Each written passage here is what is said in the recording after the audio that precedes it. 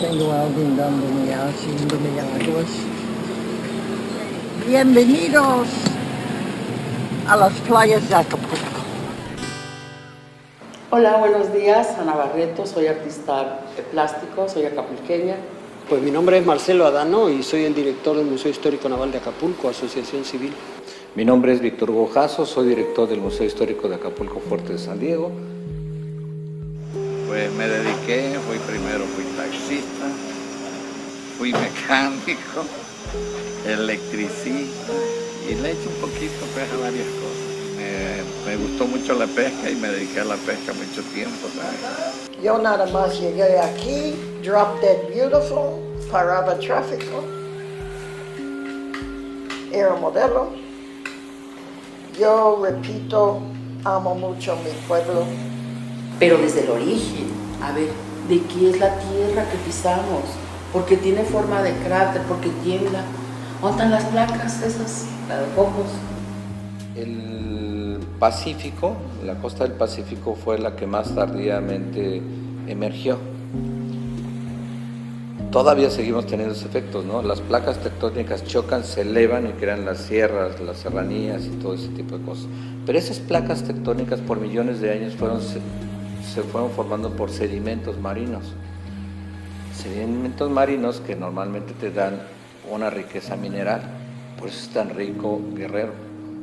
Como vamos aquí en el Coloso, ustedes han de haber sabido que quitaron, cuando construyeron, sacaron muchas piedras que tenían grabados y todo, que eso fue un atentado contra esa situación, ¿no? Porque todavía quedan algunas en los camellones, pero muchas se perdieron.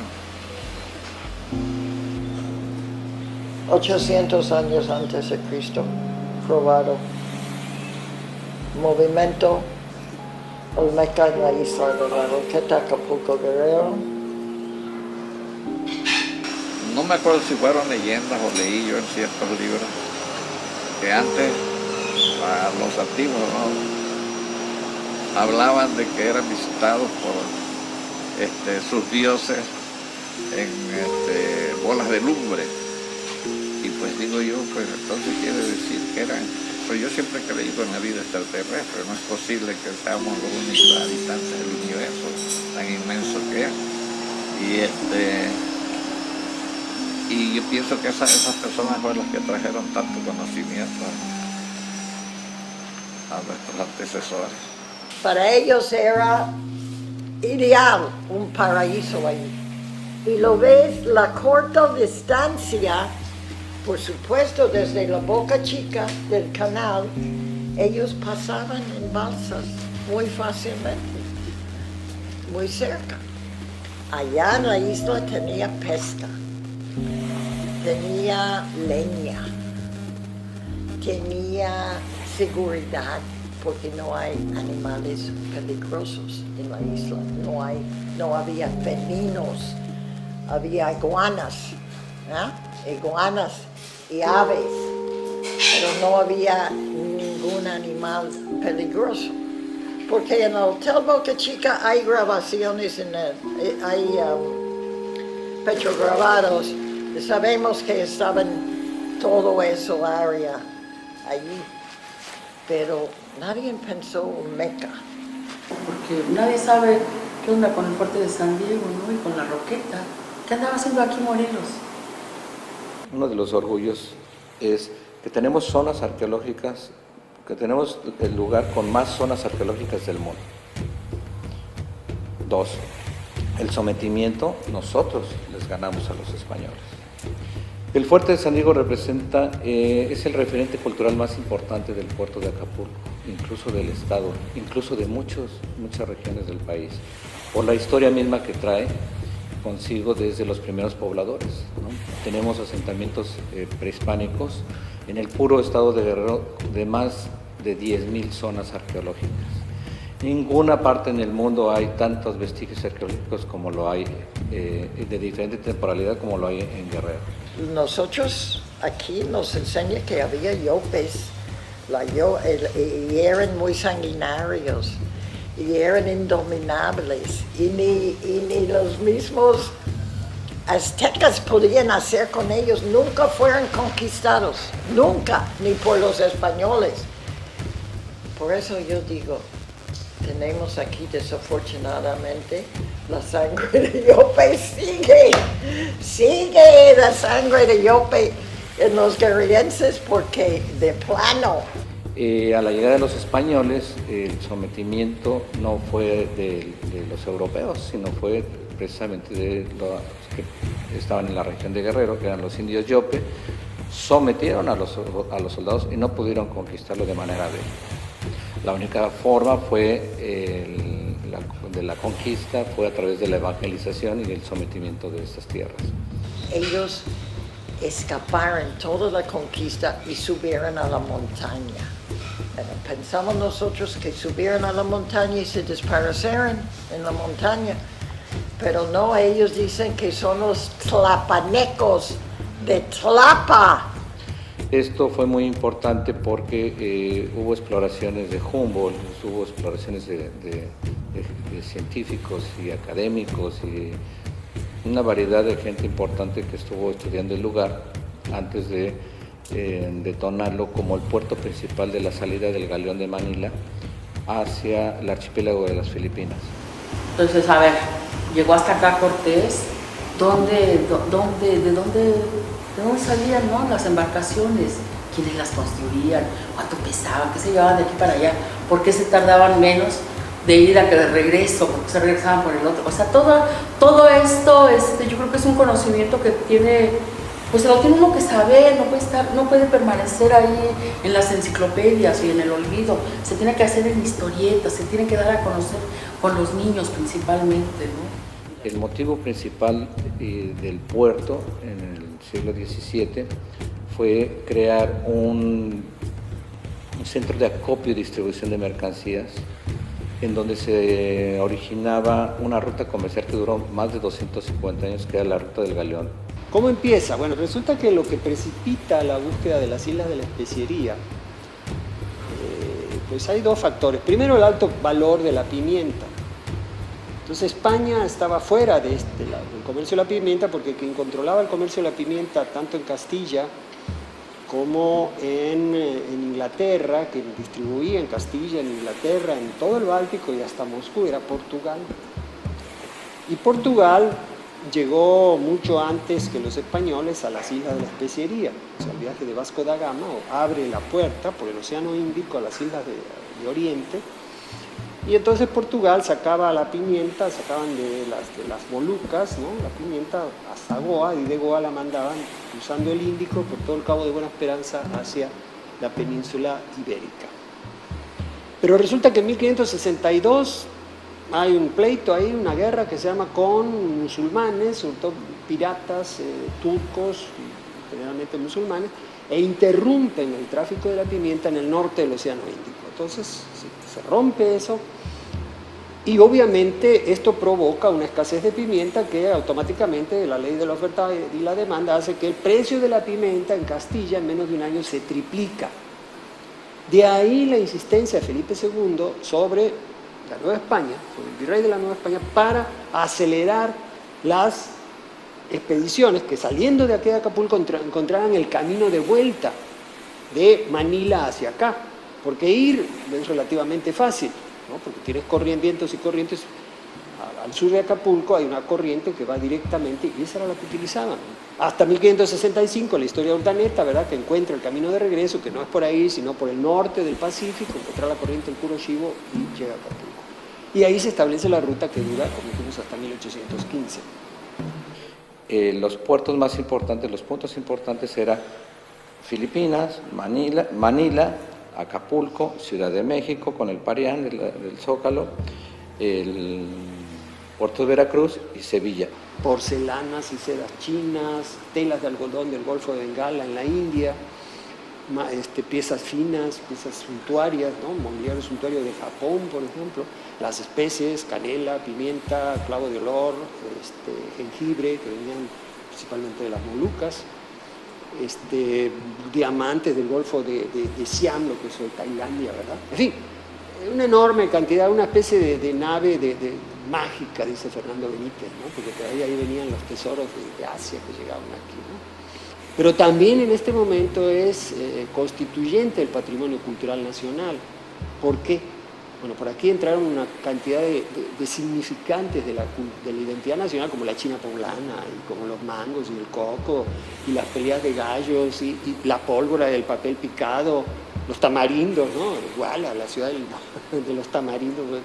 Recordemos que venían misiones, que venían familias, que venían sociedades, que venían gente de diferentes países. Y somos el crisol de civilizaciones que se conjugan a través de esta actividad comercial, porque llegan europeos, africanos, asiáticos y de más latitudes, ¿no? Entonces tenemos una influencia cultural muy importante y hoy en día es reflejada con la fisonomía, con la etnia, con las costumbres, con las tradiciones. Este intercambio fue muy importante porque recordemos que no fuimos una colonia, fuimos un virreinato.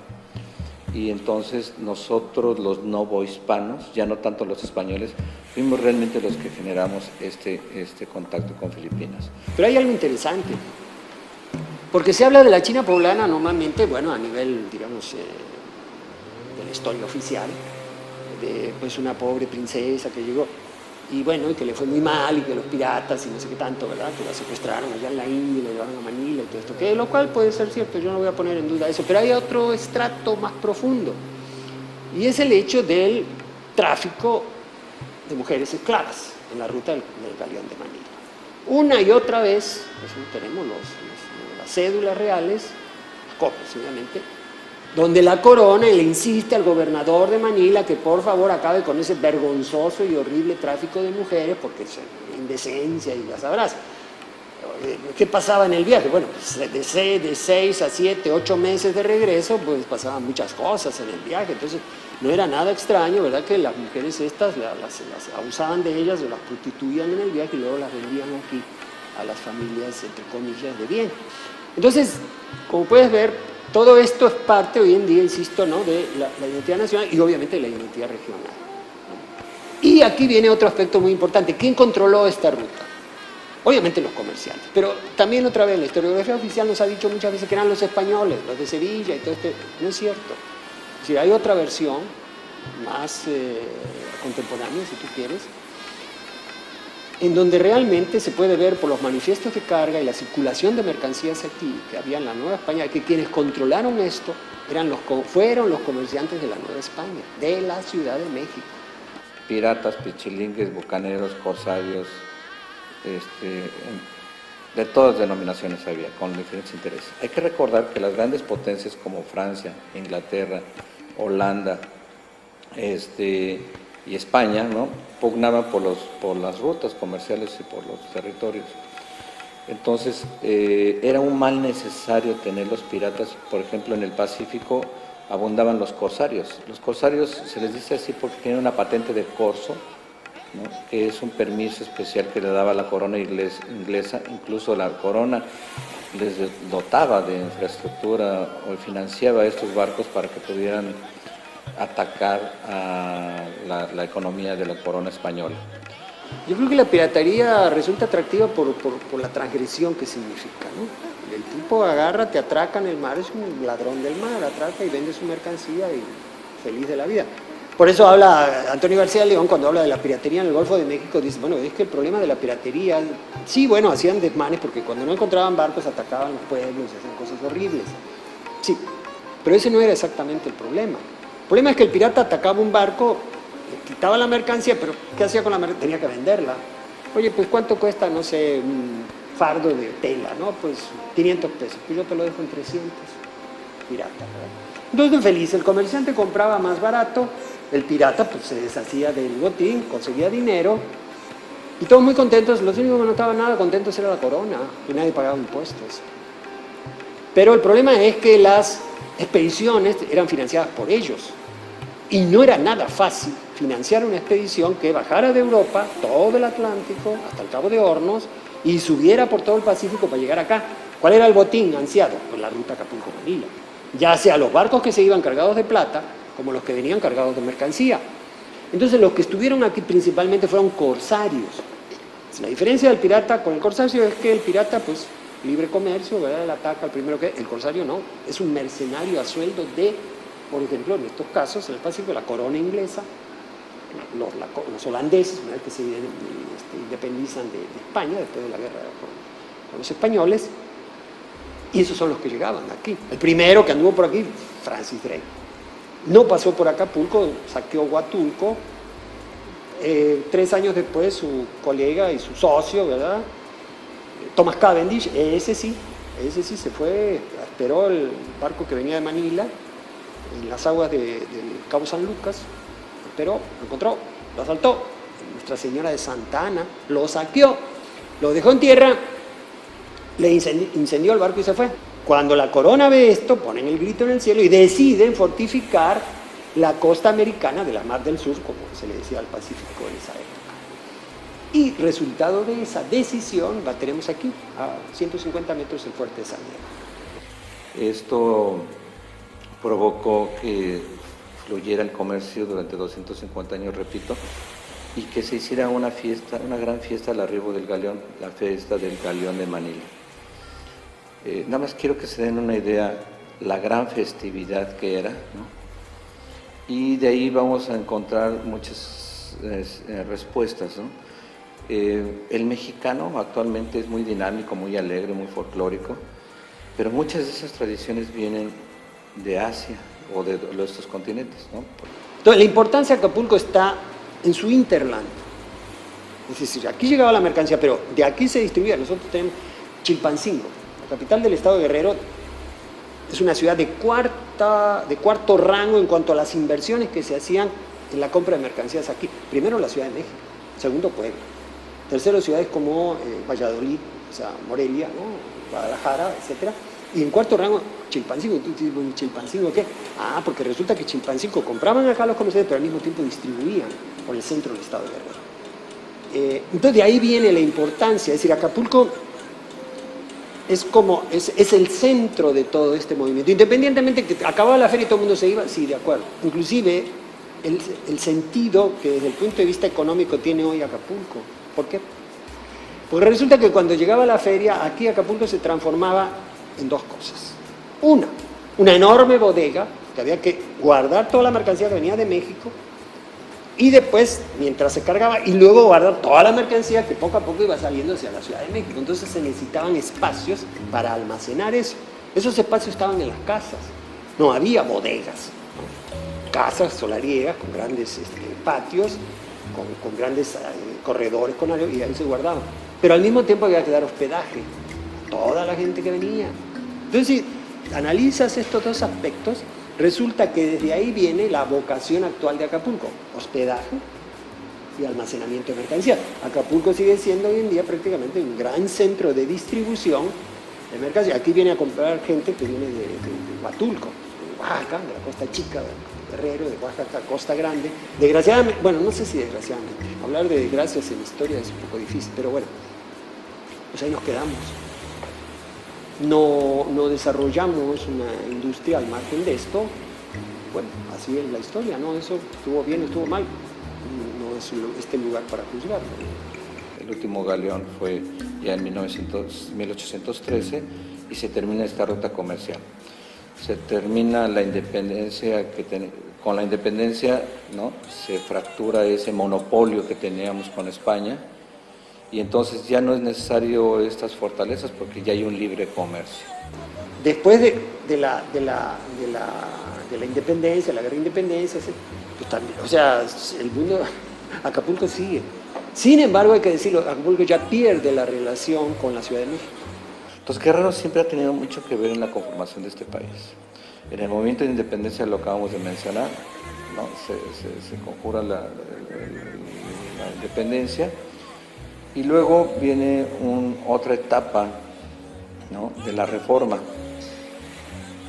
Y Guerrero también forma parte importante en la transformación de este siglo con el derrocamiento de Santa Ana por Juan Álvarez, ¿no? La visita de Juárez aquí, incluso el municipio se llama Acapulco de Juárez. La importancia de Juárez en la reforma y de Juan Álvarez como presidente también.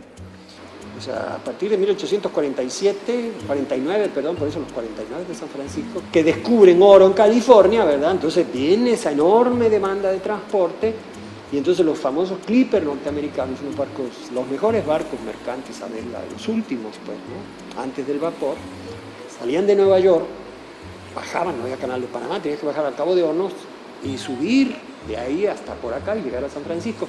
Acapulco se convirtió en un puerto, en una escala para estos barcos, porque tenía que repostar agua, tenía que repostar víveres, y bueno, hubo un movimiento en ese sentido. Y de regreso, ¿verdad? Estos barcos regresaban con los gambusinos que les había ido bien con el oro y otra vez para Nueva York. Y esto así fue hasta que, bueno, finalmente los gringos, los americanos, hicieron el ferrocarril transcontinental, Nueva York, Chicago, San Francisco. Entonces ahí sí ya este tráfico declinó. Entonces, eso es interesante porque, te repito, tenemos algo que ver, mucho que ver en la historia. El primer gran movimiento de revolución se da también aquí con el Plan del Zapote en Iguala, ¿no? La participación de la mujer en el movimiento de revolución es fundamental y atípica porque aquí las mujeres eran coronelas, generalas, ¿no? Tomaban el mando de las tropas. Aquí la mujer es muy fuerte. La carretera, el último tramo, Chilpancingo-Acapulco, se inaugura en 1928. La construyeron desde Acapulco y desde Chilpancingo, y en una parte que todavía está en una roca, el último pedazo, lo hicieron volar con dinamita detonada desde la Ciudad de México, el presidente Calles, ¿no? Vía telegráfica, línea de teléfono, ¡pum! Y entonces, se abrió la carretera. Y quien controlaron Acapulco durante todo ese largo periodo, sobre todo desde finales de la segunda mitad del 19 hasta la Revolución Mexicana, hasta Escudero, fueron los españoles. Las casas, ¿no? Los Alzuyeta, los Viñuela, los Fernández, ¿verdad? Las grandes casas comerciales, los que construyeron el edificio Oviedo, ¿no? Que es una de las, no sé, de los testimonios arquitectónicos que tenemos en Acapulco de esa época. O sea, estamos hablando de la primera mitad del siglo, finales del 19, primera mitad del siglo XX, el Oviedo es como de los años 40, pues surge, ¿verdad?, con los capitales que movían estas grandes casas comerciales y que se expresa en una construcción como esa. El gran boom son los 40 y 50, ¿no? Con el cine mexicano, con el cine, con las películas que se filman aquí, la gran reseña de cine, y con ello también en la incorporación del jet set internacional. Y el jet set está precedido también del desarrollo urbano. Grandes arquitectos y diseñadores internacionales vienen a Acapulco, se instalan, ¿no? Y desarrollan el Acapulco moderno. El primer balneario internacional es Acapulco. Pero Acapulco pagó el precio. ¿Por qué? Pagó el precio de ser el primero. Y entonces tenemos el problema de que todo ese auge, ¿no? El auge alemanista de Acapulco, ¿verdad? Costera Miguel Alemán, nunca estuvo regulado. Entonces de repente te encuentras que la costera, está el mar, una enorme, así de la Diana hacia Cacos, una enorme pared de hoteles, y luego tienes la costera. Eso normalmente no es así. En muchas otras partes del mundo tienes el mar, la costera, y luego atrás las edificaciones. Pero ¿qué pasó? No había legislación. Entonces tú llegabas y a ver, aquí me gustó, órale. Y ahí viene el otro problema también, es decir, esto generó un poco lo que se le critica a los acapulqueños de que no se mueven, que son flojos y que esto y lo demás allá, pero el problema es que todo este desarrollo fue a pesar de ellos. O sea, quítate porque voy a hacer mi hotel, hazte para allá porque va a mi campo de golf, y si no te mueves, problemas serios, ¿no? O sea, despojos, golpizas, bueno, larga historia, ¿no? Y esto configuraba una especie de, más bien dicho, una identidad de los acapulqueños en donde, pues, bueno, pues, que no participaron históricamente de la gran riqueza que supuso el turismo a partir del alemanismo para Acapulco. O sea, ¿por qué? ¿De quiénes eran las inversiones? No, de los acapulqueños. Entonces, ¿qué es lo que me hace la identidad como acapulqueña? Yo viví la época de las reseñas películas, entonces de Hollywood. Yo toco a ver las estrellas de Hollywood llegando al Zócalo para tomar su café en la noche y todo eso. En aquellos tiempos se filmaban muchas películas de caballos y eso de andar a caballo y rescatando a la dama y estilo, ¿no? Y en esas películas trabajó mi padre varias veces. Sinfonía del Mar, la nieve de Sinfonía del Mar, el delfín, el taxi acapulqueño. Un día me tocó transportar a Loco Valdés con, ¿cómo se llama? La chaparrita. No les pedí autógrafo ni nada, porque para mí no era más que unos simples pasajeros como cualquier otra persona. Conocí todos los reporteros que venían de filmar los Olimpiadas de 68, porque tuvimos la regata aquí en el Club de Yates. Los regatas para las Olimpiadas estaban aquí. Pues sí, en los años dorados del puerto, los años 60 y tantos, 70 y tantos, era maravilloso el puerto, mucho turismo internacional, sobre todo americanos, franceses, ingleses, de todo tipo. Era muy concurrido el puerto, parecía que eran los que formaban el mayor número de población del puerto. El jaguar, la cateca, un grifo de palmasola. Mira, cuando yo vi el Congreso sobre los Olmecas en Guerrero y todo, y hablaba del tributo, una persona puso los códices y explicó los códices del tributo que tenía que pagar todos los pueblos de Guerrero, todos los pueblos que vino conquistando los aztecas y luego los españoles también. Todo en dibujitos, cuánto tributo. ¿Y cómo lo dibujaron? Bandejas llenos de maíz, cuantos, o lleno de oro, también oro, plata, todo, tributos. ¿Y qué pensando?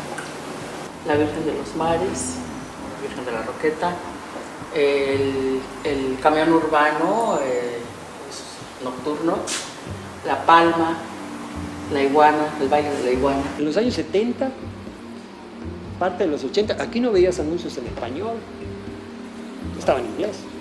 Sí, yo recuerdo perfectamente eso. Y digo, ¿ahora qué es esto? ¿No? Claro que había, por supuesto que había dinero y todo. Los taxistas viejos todavía de Acapulco, ¿verdad? Te hablan de cuando la época de oro y que ojalá regrese porque de repente de los gringos, ¿no? De una propina nos soltaban un billete de $100, ¿no? La roqueta, las trencitas, el corazón, la silla Acapulco, la luna, el caballito de mar, el zanate, el pelícano, el sol, el relleno de puerco.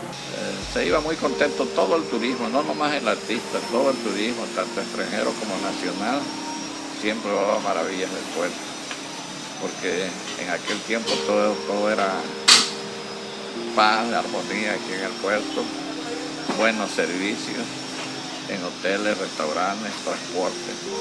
Y faltaron más, te digo, me falta el chilate, me falta el mezcal. Acapulco yo andaba descalzo en la costera. Salían descalzo. Hace 40 años, hace 30 años, todavía caminabas descalzo aquí, daba otra cosa. Ahora ya. Pues es mi proyecto de vida, ¿no? Es mi proyecto de vida. Es así, es otra manera, pues, de regresar, ¿no? De regresarle a Acapulco lo que soy, ¿no? O sea, es la parte que me corresponde, la parte gráfica. Vale, esto somos, esto fuimos, ¿no? Y vamos a agarrarlo desde el principio, no desde el final, porque yo asumo que todo esto que nos ha estado sucediendo es por ignorantes. Porque si tú conoces algo, pues lo amas y lo defiendes. Pero entonces es así como que una indiferencia y una apatía y dices, pues nacimos aquí por accidente, ¿no? Como la mayoría. Entonces así como, pues me vale, ni es mío.